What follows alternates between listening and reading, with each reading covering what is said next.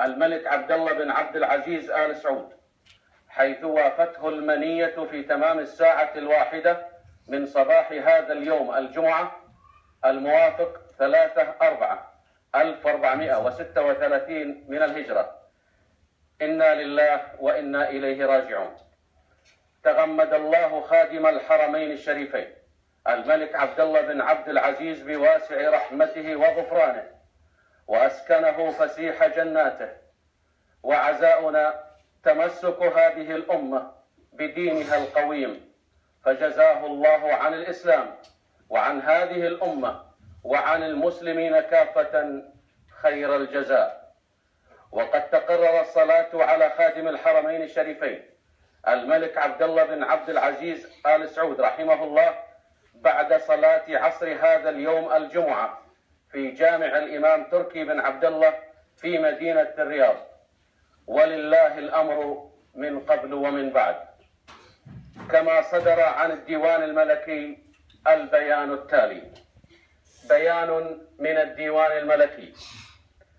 تلقى صاحب السمو الملكي ولي العهد الأمير سلمان بن عبد العزيز آل سعود البيعة ملكا على البلاد وفق النظام الأساسي للحكم، وبعد إتمام البيعة وبناء على البند ثانيا من الأمر الملكي رقم 1000 تقسيم 36 وتاريخ 26/5/1435 من الهجرة، الذي نص على أن يبايع صاحب السمو الملكي الأمير مقرن بن عبد العزيز آل سعود وليا للعهد في حال خلو ولاية العهد، دعا خادم الحرمين الشريفين الملك سلمان بن عبد العزيز ملك المملكة العربية السعودية يحفظه الله لمبايعة صاحب السمو الملكي الأمير مقرن بن عبد العزيز وليا للعهد.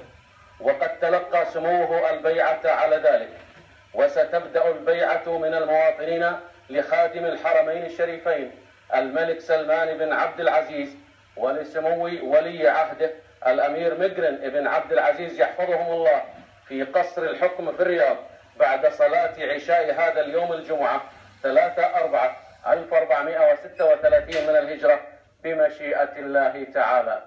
رحم الله عبد الله بن عبد العزيز، ووفق الله سلمان بن عبد العزيز ومقرن وكافة الأسرة الملكية، وحفظ وطننا آمنا مستقرا. إنا لله وإنا إليه راجعون.